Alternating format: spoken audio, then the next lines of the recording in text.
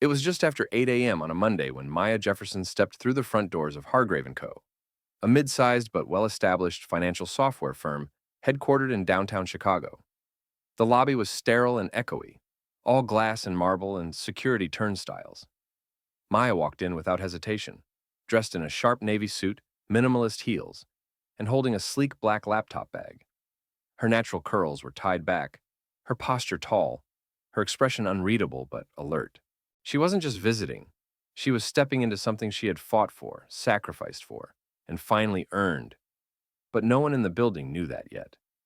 At the security desk, the receptionist barely glanced up.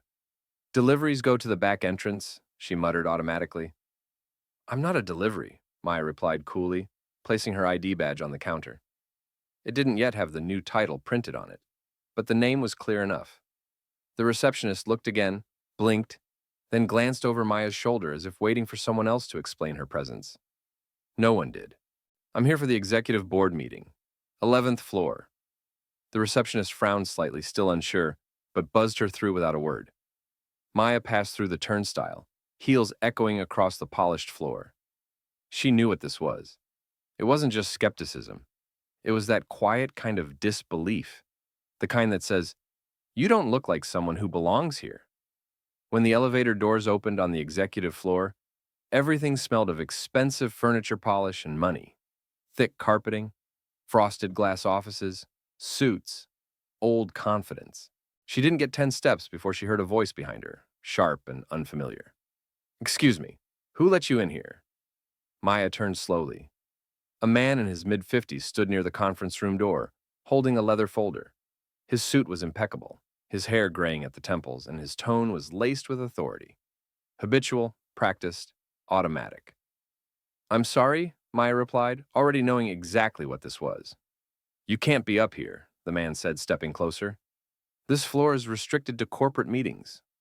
Several nearby employees were watching now, peering from behind glass walls. The man didn't lower his voice. "I'm David Rutherford," he said, chest puffed slightly. "Chief Executive Officer. I'm going to have to ask you to go downstairs and wait in the visitors' lounge until someone from HR can—" "Maya Jefferson," she said, cutting him off, offering a firm handshake that he didn't immediately take. "New owner of Hargrave & Co." The silence that followed was thick enough to stop breath. She watched the color drain slightly from David's face. His hand finally moved, half extended, then hesitated, unsure if a handshake was still appropriate. Maya held her posture steady as stone until he made contact. She shook his hand once and firmly, then released it. "I think we're due to begin the transition meeting in 3 minutes," she said, glancing at the watch on her wrist. "Unless you'd prefer to start it out here." No one spoke. A junior analyst behind a glass partition dropped his pen. And with that, Maya stepped past the CEO, pushed open the doors to the boardroom, and took the seat at the head of the table. Not a guest, not a visitor. The woman who owned the building. Maya sat at the head of the long mahogany table, her fingertips resting lightly on the polished surface. The air in the boardroom was still tight, like it hadn't caught up yet to the reality that had just walked in. A few of the senior board members were already seated, some blinking as if they were waiting for the punchline of a joke no one dared tell. One man kept checking his phone, as if the situation might correct itself via email. Another sipped his coffee like it was a shield. Maya watched it all without flinching. David Rutherford, the CEO she had just stunned into silence outside the door, slowly took his seat 2 places to her right. His jaw was set hard. His mouth didn't move, but his eyes were loud. This was supposed to be his meeting, his table, his company, until this morning. "Shall we begin?" Maya said, her voice smooth, grounded. A few heads nodded, and one of the junior board members cleared her throat and began pulling up the documents on the screen. Transition briefings, company history, financials. Maya listened for a moment, then gently raised her hand. "Actually," she said, "before we dive into projections and numbers, I'd like to take a moment to share why I'm here. Not just what I bought, but why I bought it." The room shifted, tense, unsure. But Maya had their attention now. She stood slowly and stepped forward, facing the table like she had a story to tell. And she did. "Hargrave & Cobers has been part of my story longer than any of you know," she began. "When I graduated from college with honors in finance, I applied here. Twice. First time, I got a rejection letter. Second time, I never heard back. At the time, I thought maybe I wasn't ready. But then I learned it wasn't just me. I had friends, black women and men, just as qualified, who had their resumes ignored too. Doors closed before we even reached them. No one moved. She wasn't angry. She wasn't yelling. She was just telling the truth. I ended up building something on my own. I founded Stratcore Analytics, scaled it across 3 continents, and sold it 5 years later for 8 figures. I created a venture fund for underserved entrepreneurs. I sat on the board of 2 global tech firms. And last year, when I heard Hargrave was quietly looking for new capital partners, I saw my opportunity. She paused, letting the silence breathe. I didn't buy this company out of revenge. I bought it because it needed a new future. One that doesn't treat access like a favor. One that doesn't ask, who let you in? But instead asks, what can we build together now that you're here? She sat back down, calm, direct, still in complete control. Across the table, David's face had shifted. He wasn't furious anymore. He was shaken. Because Maya hadn't just taken his seat of power. She had taken it with grace, purpose, and preparation. One of the other board members leaned in.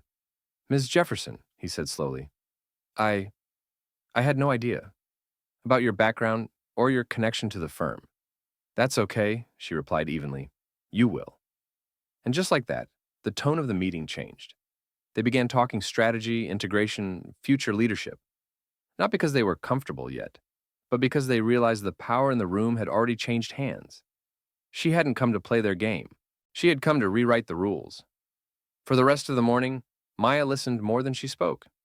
She observed how the room recalibrated around her, not with ease, but with visible effort. She could see the board members adjusting their language, watching their tone, not because they respected her yet, but because they didn't know how not to. She had disrupted a structure they thought was fixed, and that kind of shift made people nervous. David Rutherford, the now former CEO, tried to hold on to authority with passive-aggressive precision. He chimed in often, over-explained quarterly trends, answered questions she hadn't asked. At one point, when a junior associate mentioned upcoming restructuring plans, David interrupted, That's still under my purview, I believe. Maya raised an eyebrow, calmly. Correction, it was. As of this week, you'll be stepping into an advisory role during the transition, as outlined in the acquisition terms. You'll remain for the next 60 days to ensure continuity. After that, the leadership team will move forward under my guidance. David froze. A few heads turned toward her, but Maya didn't blink. Her voice was steady, her gaze clear. She wasn't rude. She was factual. The way a surgeon delivers news in an operating room, without ego, but with finality. After the meeting, as the rest of the team shuffled out, Maya lingered by the large window overlooking the city skyline. She wasn't admiring the view. She was reflecting on how long it had taken to get here, and how little time she had to prove she belonged. David approached quietly, arms crossed, no longer posturing, just puzzled. You've got talent, he said eventually. I see that now. But why this company? Of all the firms you could have acquired, why Hargrave? She turned to face him. Because I remember how it felt to be dismissed by the people in this building. And I also remember the clients you never saw because they didn't look like your usual demographic. You built a company with blinders on. I'm here to take them off. He didn't argue. Maybe he couldn't. The proof was sitting right in front of him. You're not what I expected, he said. That's the point, she replied. Then she walked past him, not with arrogance, but with the quiet confidence of someone who had spent years pushing against locked doors and now carried her own set of keys. As she stepped back into her new office, once the CEO's, now hers, Maya looked around at the clean white walls, the perfectly arranged desk, the framed degrees and awards that had all belonged to someone else. She exhaled slowly and whispered to herself, Now we begin. By the end of the first week, Maya had met with every department head. One by one, they stepped into her new office, some with stiff professionalism, others with cautious curiosity. Most weren't sure how to talk to her yet. She noticed the same subtle cues in each meeting, the carefully chosen words, the nervous smiles, The way people avoided discussing how she got here, as if her presence had simply appeared instead of being earned. She let them speak. She took notes. She asked hard questions about underperforming teams, client retention gaps, and outdated practices that had long gone unchallenged. She was firm, but not cold. She wanted them to know she wasn't there to dismantle everything. She was there to rebuild with purpose. On Thursday morning, as Maya walked into the break room to grab tea, two employees fell silent mid-conversation. One, a middle-aged marketing director, pretended to scroll through his phone. The other, a younger analyst, smiled too quickly.